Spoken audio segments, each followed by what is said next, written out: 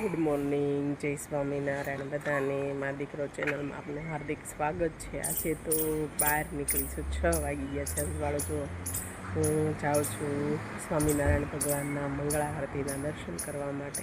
તો ચાલો મિત્રો, સવારે ભગવાનને યાદ કરવા ખૂબ જરૂરી છે. તો હું જાઉં છું આરતીના દર્શન કરવા માટે.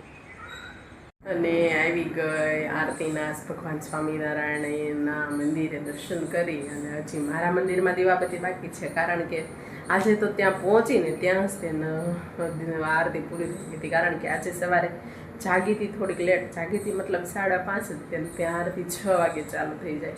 તો હેર વોશ કરીને નાહી તો વાર લાગ્યું, એટલે આજે થોડુંક લેટ થઈ ગયું હતું મંગળા આરતીના દર્શનમાં જવાનું.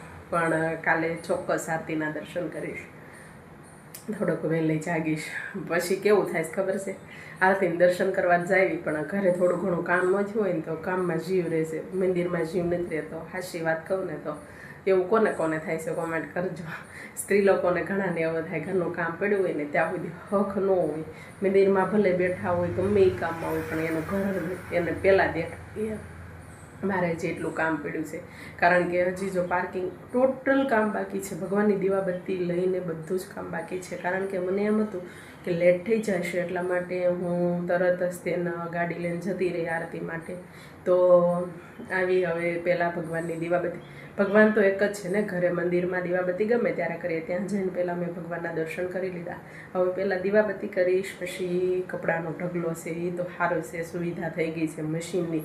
તો મશીન કપડાં ધોઈ નાખશે. હમણાં હું રોટલી લોટ બાંધીશ, તો મગનું શાક કરવાનું છે, તો મગ બાફવા મૂકીશ. તો એ બધું કરીશ ને તોય ત્યાં શા માટે ખબર છે, છોકરા મોટા થઈ ગયા હોય ને તો કાંઈ ઉપાધિ હોય, કામ શું કામ થયા જ કરે. પણ હજી મારે દીકરો દીકરી નાના છે ને, એટલે જ્યાં દીકરો દીકરી જાગે ને ત્યાં કામ પૂરું થઈ ગયું હોય ને તો સારું પડે. એટલા માટે કામમાં ખૂબ ધ્યાન રાખવું પડે કે એ જાગે ને ત્યાં એટલું કામ થઈ જાય, તો એની માટે પણ ટાઈમ નીકળે. બાકી તો કામમાં જીવ હોય ને તો છોકરા વડકા થાય, એટલે છોકરાને વડકા ન થાય ને એટલે બધાને વહેલું જાગવું પડે. જેમ કે મારેથી લઈ બધી સ્ત્રીઓને વહેલું જાગવું પડે, ઘરનું કામ, છોકરા બધાની સંભાળ લેવાની. અત્યારે તો જો કે વેકેશન છે એટલે સ્કૂલ માટેની શાંતિ છે, પણ ઓફિસ તો શરૂ હોય, ધંધા શરૂ હોય, એટલે ટિફિન હોય, નાનું મોટું કામ હોય, એટલે વહેલા જાગે. તો ચાલો હવે કરું દીવાબત્તી, અને કરવું છે મગનું શાક, નાખવા છે મશીનમાં કપડાં, બાંધવો છે લોટ. અને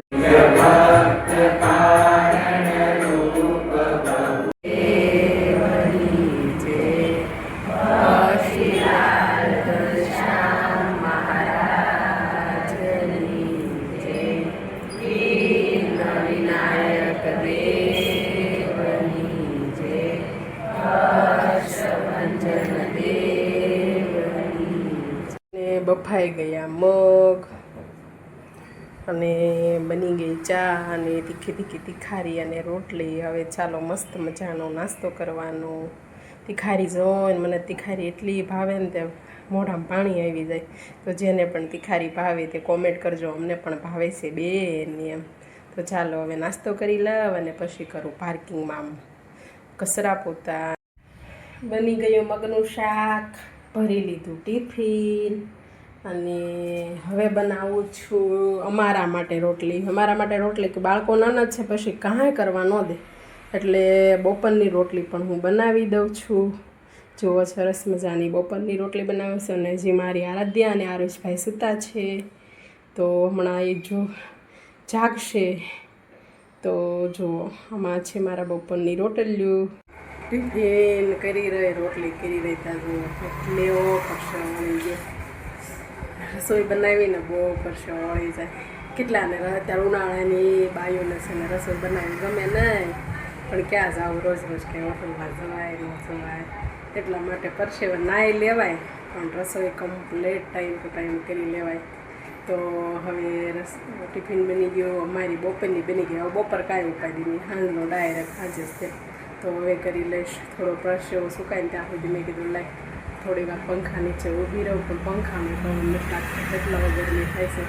અને હવે હજી આરાધ્યાબેન આરુષભાઈ સૂતા છે, તો છે મારા વાસણ. તો હવે ધોઈ નાખું વાસણ.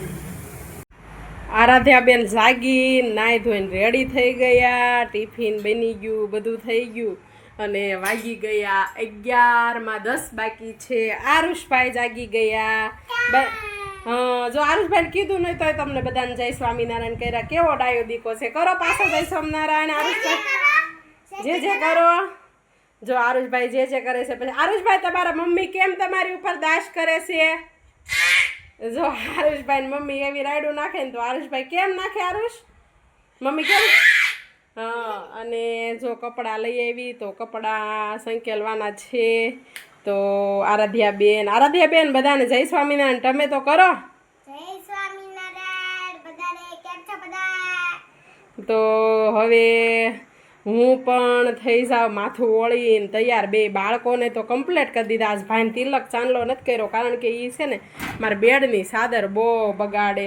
ચાંદલાવાળો તરત ભૂસે અને હાથે સડે ને એટલે ભાઈને તિલક ચાંદલો નથી કર્યો. અને હવે હું માથું બાથું ઓળી અને થઈ જાઉં રેડી.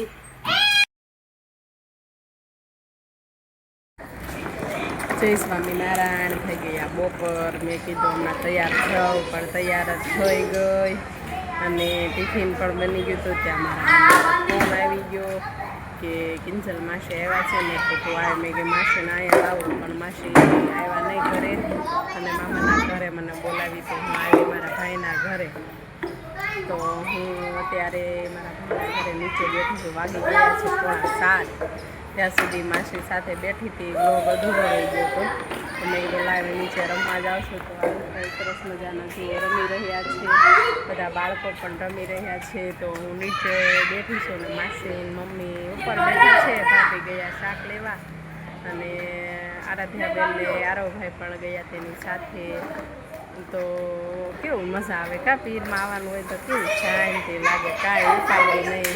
ઘરે હોય તો આપણે કેટલી ઉપાડી. શેનું શાક કરી ભાભી પૂછે શેનું શાક ખાવું બેન? હું ખાવું છું? મેં સાદું બનાવ્યું જે કરવું. માસી એ બપોર અધિક મહિનો રહેશે ને માસી એકટાણા કર્યા. બપોર અડદની દાળ મમ્મીએ બનાવી હતી. અડદની દાળ રોટલા. તો બપોરે અડદની દાળ રોટલા ખાધા. તો અત્યારે ભાભી કે તમારે બેન શું ખાવું છે? મેં કીધું જે બનાવે આવશે. તો ત્યારે ભાભી સેવ ટમેટાનું શાક અને રોટલી બનાવવાની છે. અને મેં કે તમને અહીંયા બોલાવી લીધા છે. મેં કીધું તમે આવજો અહીંયા સૌરાષ્ટ્રમાં જમવા મારા પપ્પાના ઘરે. તો કેતન પણ સાંજે આવશે જમવા અને જમી અને પછી અમે પાછા જતા રહીશું ઘરે. આજે તો હું ગાડી શીખીશું તો રિક્ષા મળવામાં બહુ તકલીફ પડતી. તો ગાડી શીખીશું ને તો ધીમે ધીમે બીતી અહીં ક્યાં કરો છો? આરુષને આગળ ઊભો રાખો, મારા ધ્યાન પાછળ બેહાડ દો અને પછી જય સ્વામિનારાયણ કરીને ધીમે ધીમે ગાડી ચલાવી અને આવી જાઉં. એમ દૂર નથી મારા ઘરથી પપ્પાનું ઘર, ખાલી 10 મિનિટનો રસ્તો છે. પણ હજી શીખતી હોવ એટલે થોડું કેવડાવે તો અત્યારે તો વાંધો આ દિવસે તો આવી ગઈ પણ સાંજે થોડું કેવડાવે ટ્રાફિક. સાંજે તો બંને બાળકો એને પપ્પાની ગાડી પાછળ બેસી જશે અને હું મારી ગાડી લઈને જતી રહીશ. પણ કહેવાય છે ને સાહસ વિના સિદ્ધિ મળતી જ નથી. અત્યાર સુધી બહુ બીતી હતી ગાડી હાંકવામાં. એમ થાય ગાડી હાંકવી જ નથી. પણ પછી એવું રિક્ષા ન મળે ને તો એમ થાય કે આ કરતાં ગાડી આવડતો હોય, છોકરા ખાસા માંદા થાય તો આપણે તાત્કાલિક ક્યાં આપણા હસબન્ડને બોલાવવા. તો એમ થાય કેવી બધી બાયો ગાડીઓ હાંકે છે. મારે ગાડી ચલાવતા શીખવી છે. તો કહેવાય છે ને કે ધ્યેય હોય ને ધ્યેય તો બધું શક્ય બને. તો મેં એવું નક્કી કર્યું કે મારે શીખવી જ છે અને ચલાવી છે. શીખવી તો છે જ, સાથે સાથે મારે ચલાવી છે. તો હું ગાડી ચલાવતા શીખી ગઈ અને સક્સેસ બની. એટલે મેં ગાડી ચલાવતા શીખીને પછી મને ખબર પડી કે નહીં આપણે ધારવીને એ થાય જ તે. ને કોને એવું છે કે જેના મનથી નક્કી કર્યું કે આ વસ્તુ મારે કરવી જ છે તો થાય છે. તો ચાલો બધાને જય સ્વામિનારાયણ. અને આજના બ્લોગ કેવો લાગ્યો તો કહેજો, અમને કોમેન્ટ કરજો.